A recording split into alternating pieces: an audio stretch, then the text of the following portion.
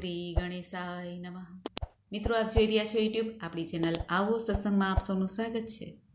મિત્રો, આજે આ વિડીયોમાં આપણે સાંભળશું તારીખ 6 સપ્ટેમ્બર 2022 ભાદરવા માસના શુક્લ પક્ષની એકાદશી, પરિવર્તિની એકાદશી, વામન એકાદશી કે પછી જયંતી એકાદશી અથવા જલ ઝીલણી એકાદશી જેને કહેવાય છે. આ એકાદશીની વ્રત કથા, મહિમા, મુહૂર્ત તથા પૂજન વિધિ. જો આપને આ વિડીયો પસંદ આવે તો લાઇક કરજો, શેર કરજો અને આપ આ ચેનલ પહેલી વખત જોઈ રહ્યા છો તો સબસ્ક્રાઈબ કરી લેજો, જેથી આવનાર નવા વિડીયોની માહિતી આપ સુધી તુરંત પહોંચી શકે. ધન્યવાદ. ઓમ નમો ભગવતે તત્પુરુષાય વિદ્મહે વાસુદેવાય ધીમહિ તન્નો વિષ્ણુ પ્રચોદયાત. બોલો લક્ષ્મીપતિ ભગવાન નારાયણની જય. મિત્રો, એકાદશી એટલે ભગવાન શ્રી નારાયણ જેમના ઈષ્ટ દેવતા છે. એકાદશીની તિથિ જે છે તે ભગવાનમાંથી સાક્ષાત પ્રગટ થયેલી છે અને આસુરી વૃત્તિ તથા પાપોના સમૂહનો નાશ કરનારી છે. એટલા માટે એકાદશીની તિથિને ઘણી શુભ અને પવિત્ર કહેવાની છે. એકાદશીના તિથિના દિવસે વૈષ્ણવ ભક્તો વ્રત કરે છે, ઉપવાસ કરે છે અને પ્રભુ ભજન કરે છે.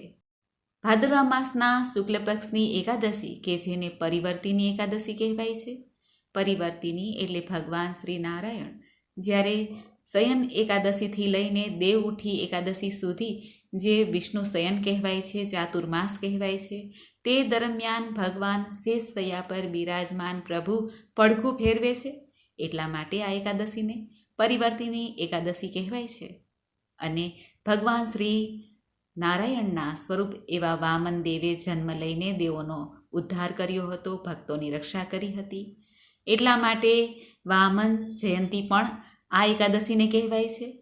જલઝીલણી એકાદશી એટલા માટે કહેવાય છે કારણ કે આ દિવસે જલની પૂજા થાય છે. ભગવાન શ્રી કૃષ્ણને શ્રી યશોદા માતાએ જલમાં સ્નાન કરાવ્યું, પવિત્ર યમુનાજીનું પૂજન કર્યું અને ગોપીઓએ પણ શ્રી કૃષ્ણ ભગવાન સાથે નાવમાં બેસીને વિહાર કરેલો, જલ વિહાર કરેલો. એટલા માટે આ એકાદશીને જલ ઝીલણી એકાદશી પણ કહેવાય છે. આમ આ દિવસે નાવ મનોરથ પણ થાય છે અને ભગવાન શ્રી નારાયણ માટે પરિવર્તન ઉત્સવ પણ મનાવાય છે. ભગવાન શ્રી નારાયણનું આ દિવસે પૂજન કરીને ભક્તો ભુક્તિ અને મુક્તિ પ્રાપ્ત કરી શકે છે, જન્મ મૃત્યુ સાર્થક કરી શકે છે. સૌપ્રથમ આપણે આ પરિવર્તિની એકાદશીના મુહૂર્ત વિશે જાણી લઈએ. આ ભાદરવા માસના શુક્લ પક્ષની એકાદશી તારીખ 6 સપ્ટેમ્બર 2022 સવારે 5:54 આરંભ થાય છે. આ એકાદશીની તિથિ પૂર્ણ થાય છે તારીખ 7 સપ્ટેમ્બર 2022 બુધવારના સવારે વહેલી સવારના 3:04. આમ આ પદમાં કે પરિવર્તિની એકાદશી છે, વામન એકાદશી છે, તે ભક્તો 6 તારીખે પણ કરી શકશે, મંગળવારે, અને 7 તારીખે એટલે કે બુધવારે પણ કરી શકશે. 6 તારીખે જે ભક્તો આ એકાદશી વ્રત કરે છે તે 7 તારીખે સવારે 8 વાગ્યાથી 9 વાગ્યા સુધીમાં પારણા કરી શકશે. 6 તારીખે જે એકાદશી થાય છે તે થોડી દસમથી યુક્ત થાય છે, એટલા માટે સ્માર્ત એકાદશી કહેવાશે.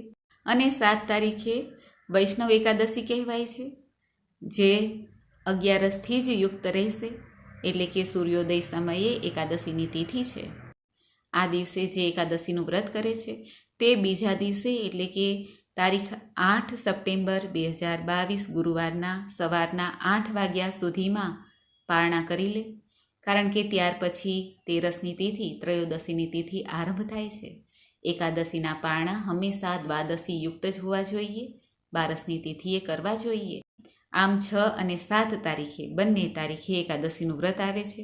જે ભક્તોએ જે પ્રમાણે નિયમ લીધો હોય અથવા જે સ્થાન ઉપર જે રીતે વ્રત થતું હોય એ તારીખે વ્રત કરી લેવું જોઈએ અને પ્રભુની કૃપા પ્રાપ્ત અવશ્ય થાય છે, એમાં કોઈ સંદેહ નથી.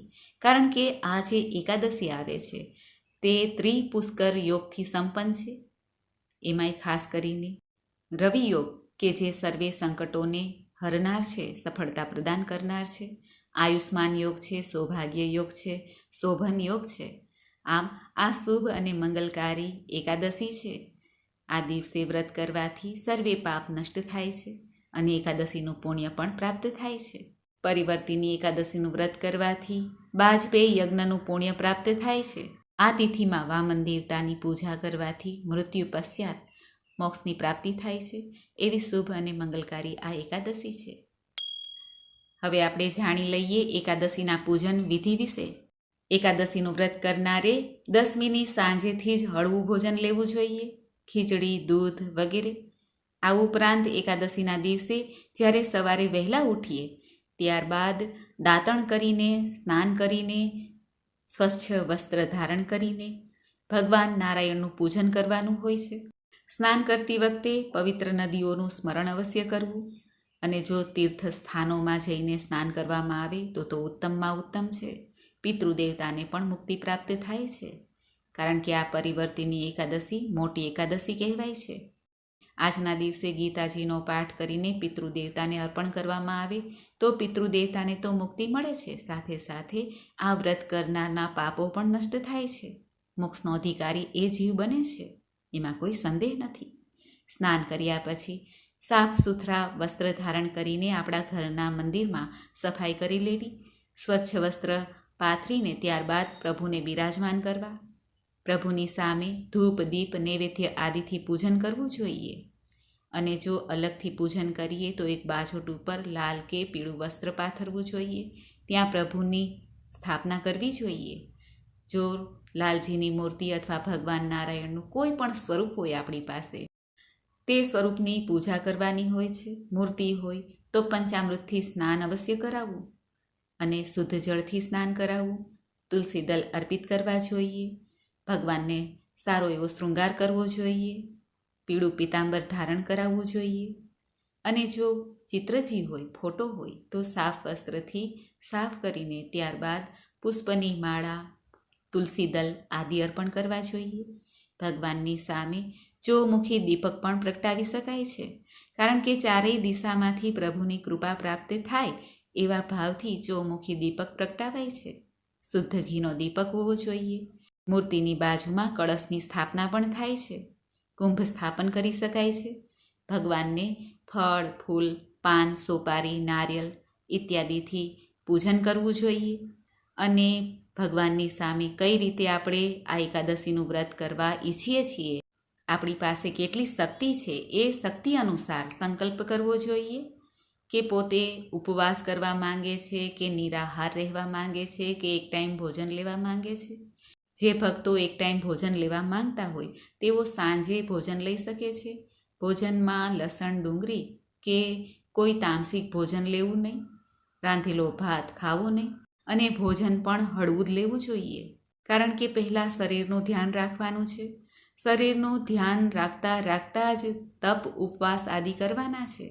અને જો એકાદશીનું વ્રત ના પણ થાય તો પણ ચિંતા ના કરવી. પ્રભુએ જેટલી શક્તિ આપી હોય એ પ્રમાણે જ આપણે આપણો જીવન નિર્વાહ કરવો જોઈએ. ઉપરવટ થઈને પરાણે વ્રત ન કરવું જોઈએ કે જેથી આપણે બીમાર પડી જઈએ, કારણ કે બીમાર પડીએ તો પ્રભુ ભજન તો બિલકુલ નહીં થાય. એટલા માટે આપણા શરીરના સ્વાસ્થ્યને ધ્યાનમાં રાખીને જ વ્રત ઉપવાસ કરવા જોઈએ. વ્રત ઉપવાસ ના થાય તો મનમાં પ્રભુ કીર્તન, પ્રભુ સ્મરણ તથા ગીતાજીના પાઠ, વિષ્ણુ સહસ્ત્ર નામ પાઠ આદિ જે આપણાથી થાય, પ્રભુની કથા સાંભળવી જોઈએ. અને કોઈની નિંદા કુથલી ના કરવી, કોઈનું દિલ દુખે એવી કોઈ ચેષ્ટા ના કરવી જોઈએ. પ્રભુની સામે એવો ભાવ રાખવાનો કે હે પ્રભુ, મારાથી હંમેશા સારા કર્મ થાય. એકાદશીનું વ્રત એવું છે જેમાં આપણે ઈશ્વરની પાસે કંઈ માંગવું પડતું નથી, પરંતુ પ્રભુ ભક્તોને આપી જ દે છે. માટે આ વ્રત ઉત્સાહથી કરવું જોઈએ અથવા આ દિવસે ઉત્સાહથી રહેવું જોઈએ અને પ્રભુની કથા સાંભળીને મન પવિત્ર કરવું જોઈએ.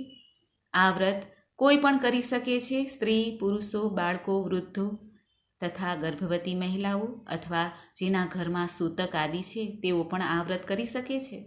પુણ્ય પ્રાપ્ત કરાવનાર, પાપોને નષ્ટ કરનાર, બાજપેયી યજ્ઞનું ફળ પ્રાપ્ત કરાવનાર આ એકાદશીનું વ્રત છે. માટે વ્રત અવશ્ય કરવું જોઈએ.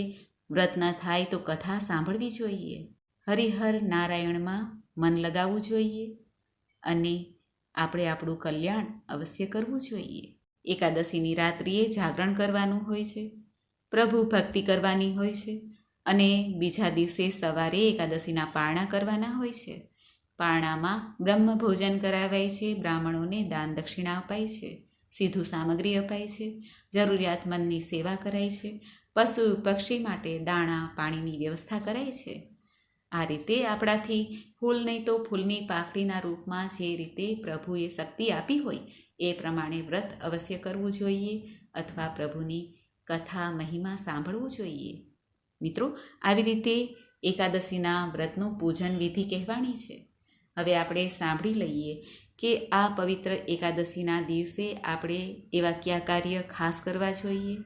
તો એકાદશીના દિવસે તુલસી માતાને સવાર સાંજ ધૂપ દીપ નૈવેદ્ય આદિથી પૂજન કરાય છે અથવા તો શુદ્ધ ઘીનો દીપક અવશ્ય પ્રગટાવવો જોઈએ. તુલસી દળ પ્રભુ માટે અવશ્ય તોડાય છે, કારણ કે એવું ક્યાંય લખેલું નથી કે એકાદશીના દિવસે તુલસી ના તોડાય. આપણે આપણા પ્રયોગ માટે ન તોડી શકીએ, પરંતુ પ્રભુના પ્રસાદ માટે તો તોડી જ શકાય છે. મંદિરોમાં પણ તાજા તુલસી હંમેશા પ્રભુને ધરાય છે ને. આ ઉપરાંત આપણે આ દિવસે પીપળાના વૃક્ષના થડમાં જલ અવશ્ય અર્પિત કરવું જોઈએ, કાળા તલ અર્પિત કરવા જોઈએ. આમ કરવાથી પિતૃદેવતાની કૃપા પ્રાપ્ત થાય છે, ત્રિદેવ દેવતાની કૃપા પ્રાપ્ત થાય છે, કારણ કે પીપળાનું વૃક્ષ એ નારાયણમય છે. આ દિવસે પીપળાના વૃક્ષના થડમાં જલ ચડાવવાથી સર્વ પાપો નષ્ટ થાય છે એવું કહેવાય છે. આ ઉપરાંત ગાય માતાની સેવા અવશ્ય કરવી જોઈએ. ગાય માતા કે ભગવાન શ્રી કૃષ્ણને અત્યંત પ્રિય છે, માટે પ્રભુએ પોતાનું એક નામ ગોપાલ પણ રાખી લીધું છે. એટલા માટે ગાય માતાની સેવા અવશ્ય કરવી જોઈએ. ગાય માતાને લીલું ઘાસ અથવા ઘરનું બનાવેલું ભોજન ખવડાવી શકાય છે. મિત્રો, તો આપણે સાંભળ્યું આ એકાદશીના મહિમા વિશે, મુહૂર્ત તથા પૂજન વિધિ. હવે આપણે સાંભળીએ આ પરિવર્તિની કે જલઝીલણી અથવા તો વામન એકાદશીની વ્રતકથા. બોલો ભગવાન શ્રી લક્ષ્મીપતિ નારાયણની જય. એક વખત ધર્મરાજ યુધિષ્ઠિરે ભગવાન શ્રી કૃષ્ણને પૂછ્યું, હે ભગવાન, ભાદરવાના શુક્લ પક્ષની એકાદશીનું નામ શું છે? તેની વિધિ કઈ છે? આ એકાદશીના વ્રતનું ફળ શું છે તે સર્વકાય મને જણાવો. આ સાંભળીને ભગવાન શ્રી કૃષ્ણ યુધિષ્ઠિરને કહે છે, હે ધર્મરાજ, હવે હું અનેક પાપો નષ્ટ કરનારી અને અંતમાં સ્વર્ગ દેનારી ભાદરવા માસના શુક્લ પક્ષની વામન કે પરિવર્તિની એકાદશીની કથા કહું છું, મહાત્મય કહું છું, તે તમે સાંભળો. આ એકાદશીને જયંતી એકાદશી પણ કહેવાય છે. આ એકાદશીની કથા સાંભળવા માત્રથી જ પાપોનો નાશ થાય છે. આ જયંતી એકાદશીની કથાથી નીચ પાપીઓનો ઉદ્ધાર થઈ જાય છે. જો કોઈ ધર્મપરાયણ મનુષ્ય આ દિવસે મારી પૂજા કરે તો હું તેને સંસારની પૂજાનું ફળ આપું છું. જે મનુષ્ય આ એકાદશીના દિવસે શ્રી ભગવાનની પૂજા કરે છે તે ત્રણેય દેવતા અર્થાત શ્રી બ્રહ્માજી, શ્રી વિષ્ણુજી, શ્રી મહેશની પૂજા કરે છે એટલું ફળ પ્રાપ્ત થાય છે. જે મનુષ્ય આ એકાદશીનું વ્રત કરે છે એમને આ સંસારમાં કશું પણ કરવાનું શેષ રહેતું નથી. આ એકાદશીના દિવસે ભગવાન શ્રી નારાયણ પડખું બદલે છે, પાસું બદલે છે, એટલે તેને પરિવર્તિની એકાદશી કહેવાય છે. ત્યારે યુધિષ્ઠિર ભગવાન શ્રી કૃષ્ણને કહે છે, હે ભગવાન, તમારા વચન સાંભળીને મને સંદેહ થાય છે કે તમે કેવી રીતે સૂવો છો તથા પાસા બદલો છો. તમે બલિને કેમ બાંધ્યો અને વામન રૂપ ધારણ કરીને કઈ લીલાઓ કરી? ચાતુર્માસ વ્રતની વિધિ કઈ છે તથા તમારા શયન કરવાથી મનુષ્યનું કયું કર્તવ્ય બને છે તે બધું વિસ્તારથી મને કહો. આ સાંભળીને ભગવાન શ્રી કૃષ્ણ યુધિષ્ઠિરને કહે છે, હે રાજન, હવે તમે પાપોને નષ્ટ કરનારી આ પરિવર્તિની એકાદશીની કથાનું શ્રવણ કરો. પૂર્વે ત્રેતાયુગમાં બલિ નામના દૈત્ય હતા. તે મારા પરમ ભક્ત હતા, મારા પરાયણ રહેતા, નિત્ય મારી પૂજા કરતા. રાજા બલિ જપ વડે તથા વિવિધ પ્રકારના સ્તોત્રો વડે હંમેશા મને પ્રસન્ન કરતા હતા. બ્રાહ્મણોનું નિત્ય પૂજન કરતા અને યજ્ઞ કરવામાં નિરંતર તત્પર રહેતા. એ બલિ એવા મહાત્મા હતા, તો પણ તેણે ઇન્દ્રની સાથે દ્વેષ કરીને મેં આપેલું સ્વર્ગ જીતી લીધું અને સ્વર્ગ ઉપર રાજા બલિ રાજ્ય કરવા લાગ્યા. ઇન્દ્ર તથા અન્ય દેવતા આ વાતને સહન ન કરી શક્યા અને ભગવાન પાસે જઈને પ્રાર્થના કરવા લાગ્યા. તેથી ભગવાન નારાયણે વામન રૂપ ધારણ કર્યું અને રાજા બલિને જીતી લીધો. ત્યારે યુધિષ્ઠિર કહે છે, હે પ્રભુ, હે જનાર્દન, તમે વામન રૂપ ધારણ કરીને બલિને કેવી રીતે જીત્યો તે મને વિસ્તારપૂર્વક કહો. ત્યારે ભગવાન શ્રી કૃષ્ણ યુધિષ્ઠિરને કહે છે, હે રાજન, મેં વામન રૂપ બટુક રૂપ ધારણ કર્યું અને રાજા બલિની પાસે જઈને યાચના કરી કે હે રાજન, તમે મને 3 ડગલા ભૂમિ આપી દો, તેનાથી તમને 3 લોકનું દાનનું ફળ પ્રાપ્ત થશે. રાજા બલિએ આ નાની યાચનાનો સ્વીકાર કર્યો. રાજા બલિ મને જોઈને ઘણા પ્રસન્ન થયા અને મારી નાનકડી યાચના સાંભળીને પણ આ યાચનાને સ્વીકારી લીધી અને 3 ડગલા ભૂમિ આપવા માટે તૈયાર થઈ ગયા. ત્યારે મેં વિશાળ રૂપ ધારણ કર્યું, વિરાટ રૂપ ધારણ કર્યું. ભૂલોકમાં પગ, ભુવનલોકમાં જાંઘ, સ્વર્ગલોકમાં કમર, મહરલોકમાં પેટ, જળલોકમાં હૃદય, તપલોકમાં કંઠ અને સત્યલોકમાં મુખ રાખીને પોતાનું માથું ઊંચું ઉઠાવ્યું. આ સમયે સૂર્ય, ચંદ્ર, ઇન્દ્ર તથા અન્ય દેવતાઓ મારી સ્તુતિ કરવા લાગ્યા. એ સમયે મેં રાજા બલિને પકડ્યો અને પૂછ્યું કે હે રાજન, હવે હું ત્રીજો પગ ક્યાં મૂકું? આ સાંભળીને રાજા બલિએ પોતાનું મસ્તક નીચું કર્યું. બલિરાજાએ મને પ્રાર્થના કરી કે હે પ્રભુ, મારા મસ્તક ઉપર આપ ત્રીજો પગ ધરો. ત્યારે મેં બલિના મસ્તક પર ત્રીજો પગ રાખી દીધો અને ભક્ત દાનવ પાતાળમાં ચાલ્યા ગયા. રાજા બલિએ પોતાની સત્યતા કે મર્યાદા છોડી નહીં. એથી હું બલિરાજા ઉપર પ્રસન્ન થયો. ત્યારથી બલિરાજાની વિનંતીથી હું આ સમય ચાતુર્માસ દરમિયાન બલિરાજા પાસે રહું છું. ભાદરવા માસના શુક્લ પક્ષની પરિવર્તિની એકાદશીના દિવસે મારું એક સ્વરૂપ બલિરાજાની પાસે રહે છે અને બીજું સ્વરૂપ સમુદ્રોમાં ઉત્તમ તે ક્ષીરસાગરમાં છે. તેને વિશે શેષ નાગ ઉપર સૂવે છે. એમ જ્યાં સુધી કાર્તિક સુધી એકાદશી આવે છે, જેને દેવ ઉઠી એકાદશી કહે છે, ત્યાં સુધી હું આ જ રીતના રહું છું. ભગવાન શ્રી કૃષ્ણ યુધિષ્ઠિરને કહે છે, હે રાજન, આ એકાદશી પવિત્ર છે, મહાપુણ્યકારક છે અને પાપોનો નાશ કરનાર છે. આ દિવસે વ્રત કરનારને અત્યંત સુખ અને સૌભાગ્યની પ્રાપ્તિ થાય છે. એકાદશીના દિવસે 3 લોકના પિતામહ નારાયણ પોતાનું શરીર ફેરવે છે, માટે તે દિવસે ભગવાન શ્રી હરિનું પૂજન અવશ્ય કરવું જોઈએ. આ એકાદશીને દિવસે દહીંનું, રૂપાનું અને ચોખ્ખા ઘીનું દાન આપવું જોઈએ. રાત્રે જાગરણ કરવાથી મોક્ષની પ્રાપ્તિ થાય છે. ભગવાન શ્રી કૃષ્ણ યુધિષ્ઠિરને કહે છે, હે રાજન, આ રીતે જે મનુષ્ય શુભ, સઘળા પાપોનો નાશ કરનાર અને ભોગ તથા મોક્ષ આપનાર આ પરિવર્તિની એકાદશીનું વ્રત કરે છે, તે સ્વર્ગમાં જઈને ચંદ્રમાની પેઠે શોભે છે. જે મનુષ્ય પાપને હરનારી આ ઉત્તમ કથા સાંભળે છે, આ એકાદશીનું મહાત્મ્ય સાંભળે છે, તેને 1000 અશ્વમેઘ યજ્ઞનું ફળ પ્રાપ્ત થાય છે. આવી રીતે સ્કંદ પુરાણના ભાદ્રપદની શુક્લ પક્ષની પરિવર્તિની એકાદશીનું મહાત્મ્ય કહેલું છે. બોલો ભગવાન શ્રી નારાયણ લક્ષ્મીપતિની જય.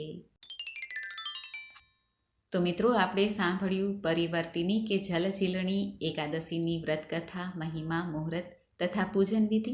મને આશા છે કે આપને આ વિડીયો જરૂર પસંદ આવ્યો હશે. આ ભાદરવા માસમાં પડતી પરિવર્તિની એકાદશીનું વ્રત અનંત કોટી ફળ આપનાર છે. પૌરાણિક કથા અનુસાર જે ભક્તો આ એકાદશીનું વ્રત રાખે છે, આ દિવસે ભગવાન નારાયણનું પૂજન કરે છે, તે સર્વ પાપોમાંથી મુક્તિ મેળવે છે. બાજપેયી યજ્ઞનું પુણ્ય પ્રાપ્ત થાય છે. ભગવાન શ્રી કૃષ્ણ યુધિષ્ઠિરનો આ જે સંવાદ છે, આ કથા સાંભળે છે, તેના પણ સર્વે પાપો નષ્ટ થાય છે. દેવી લક્ષ્મીની પણ કૃપા પ્રાપ્ત થાય છે. ગયેલું ધન પાછું મળે છે. એટલા માટે આ એકાદશીને પદ્મા એકાદશી પણ કહેવાય છે. આ દિવસે નારાયણની સાથે લક્ષ્મી દેવીજીનું પૂજન કરવું જોઈએ.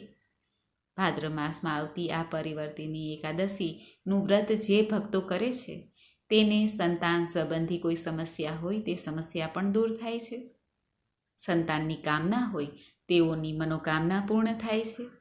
દારિદ્રતા દૂર કરનાર તથા સર્વકાય શુભ અને મંગલ મનોકામના સિદ્ધ કરનાર આ પરિવર્તિની એકાદશી છે. જીવનમાં પણ પરિવર્તન લાવે છે. ભગવાન શ્રી નારાયણના મંત્ર જાપ પણ કરી શકાય છે. ઓમ નમો નારાયણાય નમઃ અથવા તો શ્રી કૃષ્ણ શરણમ મમ આ મંત્રનો જાપ કરી શકાય છે. આપણો ઈષ્ટ મંત્ર જે આપણને મંત્ર પ્રિય હોય તે મંત્રનો જાપ કરી શકાય છે. આવા એકાદશીના સ્વામી ભગવાન નારાયણને આપણે પ્રાર્થના કરીએ કે હે પ્રભુ, જાણે અજાણે થયેલા પાપોથી અમારી રક્ષા કરજો. હે પ્રભુ, અમને સદ્બુદ્ધિ, જ્ઞાન, ભક્તિ, શક્તિ અને સત્સંગની પ્રાપ્તિ થાય એવા આશીષ આપજો. અમારું જીવન મૃત્યુ સફળ થઈ જાય, અંતે આપના દર્શન થાય અને સુખપૂર્વક શરીર છૂટે. હે નાથ, એવી પ્રાર્થના કરીએ. બોલો ભક્તવત્સલ ભગવાન, ભક્તોના રક્ષક, દેવોના રક્ષક ભગવાન વામન દેવની જય. ભગવાન શ્રી નારાયણની જય. હરે રામ, રામ રામ હરે હરે, હરે કૃષ્ણ, કૃષ્ણ કૃષ્ણ હરે હરે. બોલો ભગવાન શ્રી કૃષ્ણની જય. મિત્રો, મને સાંભળવા માટે ધન્યવાદ. આપ સૌને મારા જય શ્રી કૃષ્ણ.